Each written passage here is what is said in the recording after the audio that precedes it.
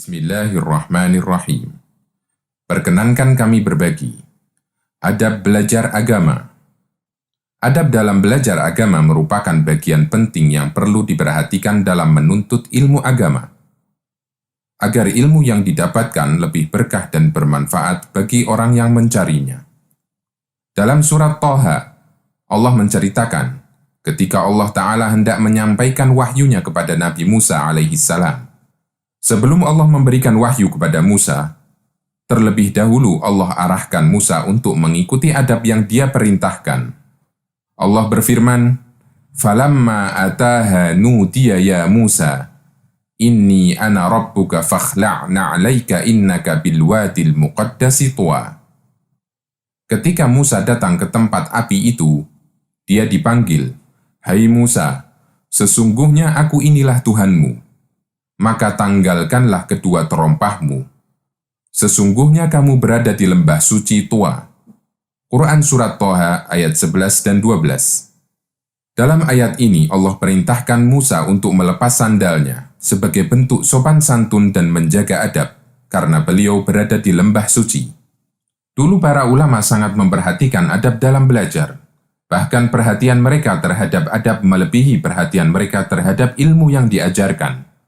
Abdullah bin Mubarak, salah satu gurunya Imam Bukhari, pernah mengatakan, "Talabtul adaba 30 sanah, wa talabtul ilma 20 sanah, wa kanu yatlubuna al-adaba qabla al-ilm." Saya belajar adab menuntut ilmu selama 30 tahun, dan saya belajar ilmu selama 20 tahun. Dulu para ulama belajar adab sebelum mereka menimba ilmu. Karena itulah Nabi SAW mengajarkan kepada kita berbagai macam adab, terutama bagi orang yang menekuni agama, agar mereka menjadi manusia yang berwibawa dan berakhlak mulia.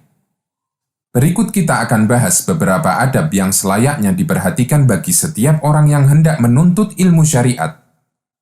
Pertama, luruskan niat dalam belajar agama. Yang perlu dihadirkan ketika belajar agama adalah berniat ikhlas untuk Allah. Karena belajar agama termasuk ibadah, sementara Allah tidak akan menerima ibadah seseorang yang dilakukan tidak ikhlas. Allah berfirman, "Wa ma umiru illa liya'budullaha mukhlishina lahuddina hunafa." Mereka tidak disuruh kecuali agar beribadah hanya kepada Allah, dengan memurnikan ketaatan hanya kepadanya dalam menjalankan agama yang lurus. Quran Surat Al-Bayyinah ayat 5. Mengingat pentingnya ikhlas dalam belajar, hingga Rasulullah SAW memberi ancaman keras bagi orang yang belajar agama untuk tujuan mencari dunia. Beliau bersabda, "Man ta'allama ilman mimma yubtagha bihi wajhullahi la yata'allamuhu illa liyusiba bihi 'aradan minad dunya lam yajid 'arfal jannati yaumal qiyamah." Barang siapa yang menuntut ilmu agama, yang semestinya ia lakukan ikhlas untuk mencari wajah Allah, namun ternyata dia tidak mempelajarinya kecuali untuk mencari keuntungan dunia, maka dia tidak akan mendapat harumnya aroma surga pada hari kiamat. Hadis riwayat Ahmad, Abu Dawud, Ibnu Majah, dan dihasankan oleh Syuaib Al-Arnaud. Yang kedua, tanamkan keinginan untuk mengurangi ketidaktahuan dari diri kita dan lingkungan. Imam Ahmad pernah mengatakan, "Al-ilmu la ya'diluhu syai'un liman sahhat niyyatuhu."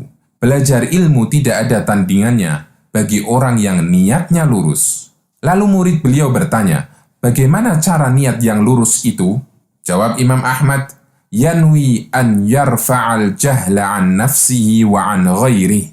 Dia berniat untuk menghilangkan ketidaktahuan dari dirinya dan orang sekitarnya. Semakin sering belajar, semakin bertambah pengetahuan kita tentang aturan syariat. Ketiga, rajin berdoa memohon kepada Allah ilmu yang bermanfaat. Sumber hidayah dan taufik ada di tangan Allah. Sementara makhluk hanya bisa mendapatkan petunjuk kebenaran itu setelah Allah memberikan hidayah kepadanya. Allah memberikan ilmu kepada siapa saja yang Allah kehendaki. Allah berfirman, "Yu'til hikmata man yasha'u wa man yu'tal hikmata faqad utiya khairan katsira." Allah memberikan hikmah, ilmu kepada siapa saja yang Dia kehendaki, dan siapa yang diberi ilmu berarti dia diberi kebaikan yang sangat banyak. Quran Surat Al-Baqarah ayat 269. Karena itulah dalam setiap rakaat sholat, kita diajarkan untuk memohon petunjuk kepada Allah. Ihdinas siratal mustaqim, siratal ladina an'amta alaihim ghairil maghdubi alaihim waladdallin. Tunjukkanlah kami jalan yang lurus, yaitu jalan orang-orang yang telah Engkau beri nikmat, bukan jalan mereka yang dimurkai, dan bukan pula jalan mereka yang sesat. Quran Surat Al-Fatihah. Salah satu di antara kebiasaan Nabi SAW seusai sholat subuh, beliau memohon kepada Allah ilmu yang bermanfaat. Ummu Salamah radhiyallahu anha bercerita bahwa di pagi hari, Nabi SAW terbiasa membaca doa, Allahumma inni as'aluka ilman nafi'a wa rizqan tayyiba wa amalan mutaqabbala. Ya Allah, aku memohon kepadamu ilmu yang bermanfaat, rizki yang halal, dan amal yang diterima. Hadis riwayat Ahmad, Abu Dawud, dan disahihkan oleh Al-Albani. Di samping meminta ilmu yang bermanfaat, tidak lupa kita berlindung dari ilmu yang tidak bermanfaat. Dari sahabat Jabir radhiyallahu anhu, Rasulullah SAW pernah menyuruh para sahabat, Salullaha ilman nafi'an wa ta'awwadu billahi min ilmin la yanfa'. Mintalah kepada Allah ilmu yang bermanfaat dan berlindunglah kepada Allah dari ilmu yang tidak bermanfaat. Yang keempat, bersungguh-sungguh dalam belajar dan selalu merasa haus ilmu. Belajar ilmu agama harus disertai kesungguhan, lebih semangat daripada ketika kita mencari dunia.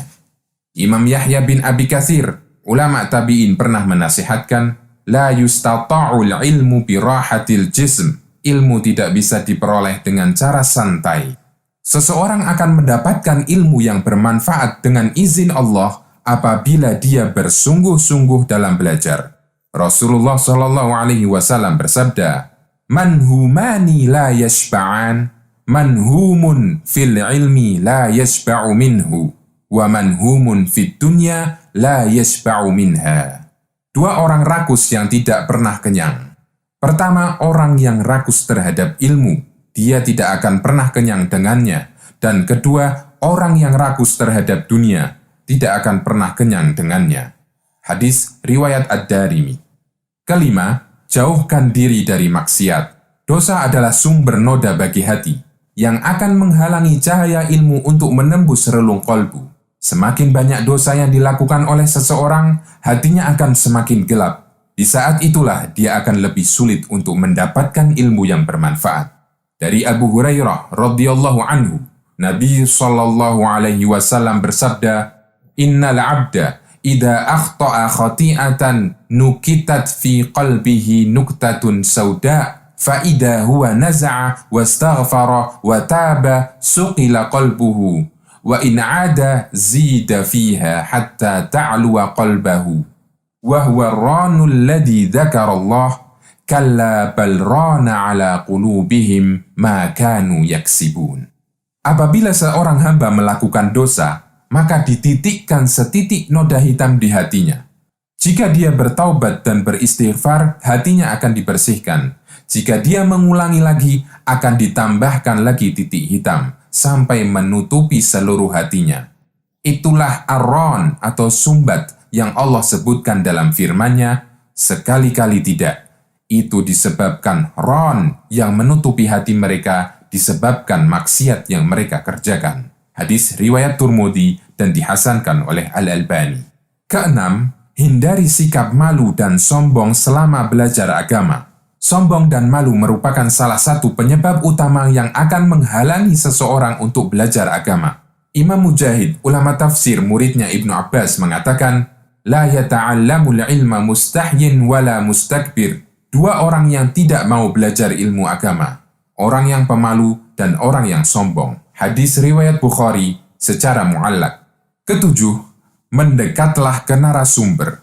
Nabi SAW mengajarkan agar ketika menghadiri Jumatan kita datang lebih awal dan memilih tempat yang dekat dengan khatib. Karena kita bisa mendapatkan ilmu yang lebih banyak ketika kita dekat dengan narasumber. Dari Aus bin Aus, Ia berkata bahwa Rasulullah sallallahu alaihi wasallam bersabda, "Man ightasala yawmal jumu'ati wa ghassala wa bakkara wa btakara wa dana wastama'a wa ansata kana lahu bikulli khutwatin yakhtuha ajru sanatin siyamuha wa qiyamuha."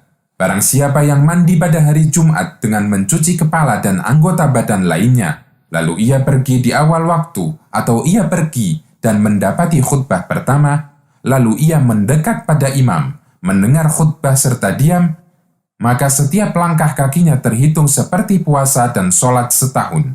Hadis riwayat Tirmidzi dan disahihkan oleh Al-Albani. Kedelapan, diam dan dengarkan pelajaran dengan baik.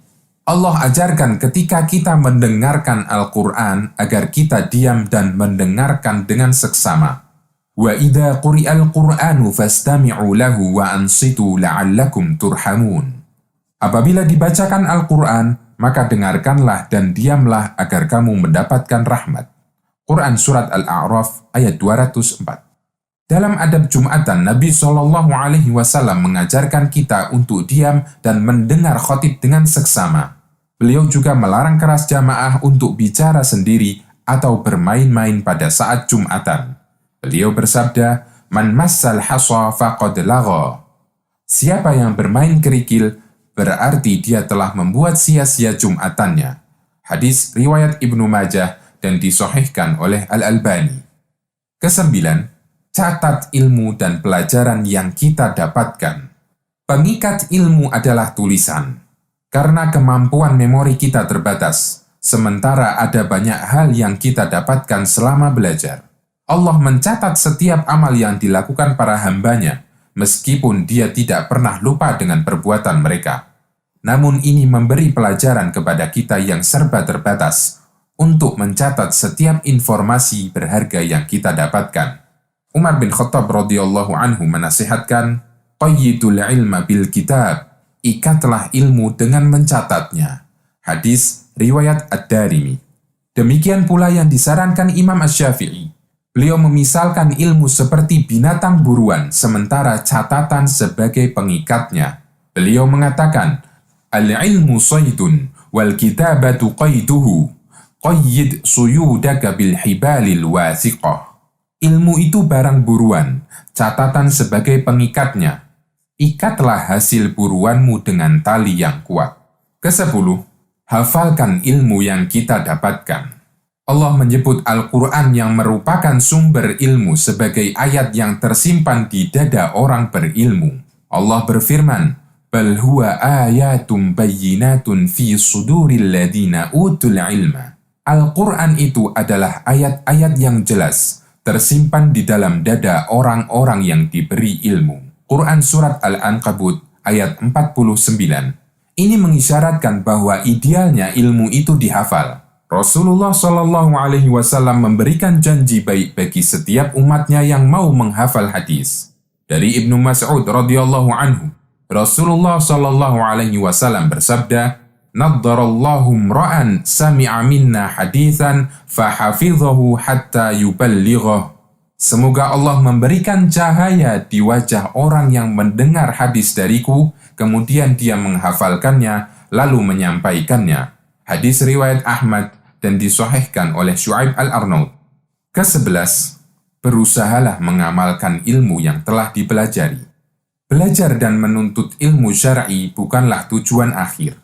Namun belajar adalah pengantar untuk tujuan yang agung, yaitu membangun ketakwaan kepada Allah. Sehingga setiap ilmu yang dipelajari sudah seharusnya untuk diamalkan. Dalam Al-Quran Allah menyebut orang Yahudi seperti keledai, karena paham ilmu tapi tidak mau mengamalkannya. Allah berfirman, "Matsalul ladzina hummilut Taurata tsumma lam yahmiluha kamatsalil himari yahmilu asfara." Perumpamaan orang-orang yang diberi tugas mengamalkan Taurat kepadanya, kemudian mereka tiada melaksanakannya, seperti keledai yang membawa kitab-kitab yang tebal. Quran Surat Al-Jumu'ah ayat 5. Ketika di hari kiamat, Allah akan meminta pertanggungjawaban para hambanya. Salah satunya tentang ilmu yang Allah ajarkan kepadanya. Berapa yang telah diamalkan? Dari Abu Barzah Al-Aslami radhiyallahu anhu, Rasulullah Shallallahu Alaihi Wasallam bersabda, "La tazulu qadama 'abdin yaumal qiyamati hatta yus'ala an arba' wa an ilmihi mada 'amila fih."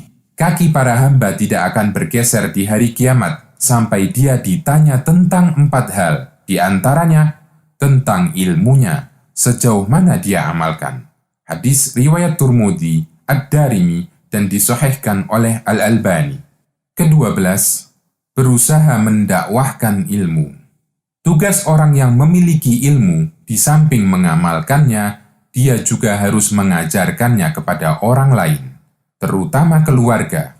Allah berfirman, "Ya ayyuhalladzina amanu qu anfusakum wa ahlikum naraw waquduhan nas wal hijarah."